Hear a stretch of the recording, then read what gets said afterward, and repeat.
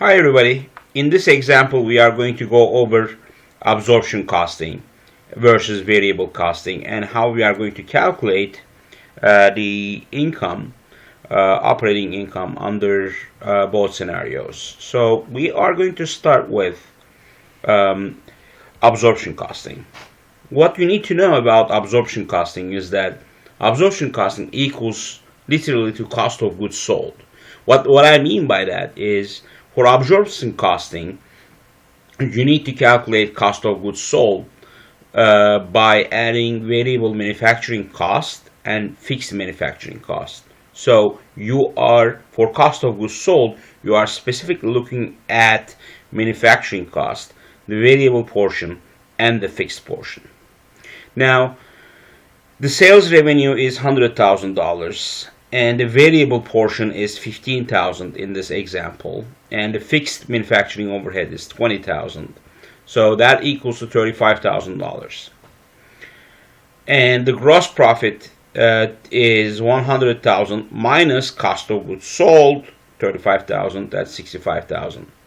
And then gross profit minus selling, general, and administrative, which is the variable component, as well as the fixed component of SG&A, is equal to $55,000. $65,000 minus $55,000 will give us $10,000 operating income. So again, under absorption costing, the most important piece is to remember is we are taking both variable as well as fixed manufacturing cost, and we are calculating gross profit. Let's compare and contrast that to variable costing. What we are calculating in variable costing is not gross profit, but we are calculating contribution margin. So what we do is, from sales revenue, we are taking both the variable manufacturing cost as well as variable sales, general, and administrative. So we are sales revenue minus all variable costs is going to give you the contribution margin.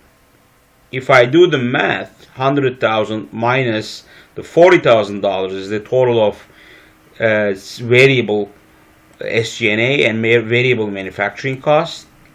That the contribution margin is $60,000. Our fixed cost is $20,000 for manufacturing and $30,000 for SG&A. So our fixed cost total is $50,000. Our operating income turns out to be $60,000 minus $50,000. In other words, it's the contribution margin minus the fixed cost will give us an operating income of $10,000. So this picture should be able to give you the basic comparison and contrast between absorption costing and variable costing. Again, under absorption costing, it's important that we add manufacturing cost, whether it's variable and fixed, and we calculate gross profit. Under variable costing, we add variable manufacturing cost and variable SG&A, and we calculate contribution margin, and then less fixed cost will give us the operating income.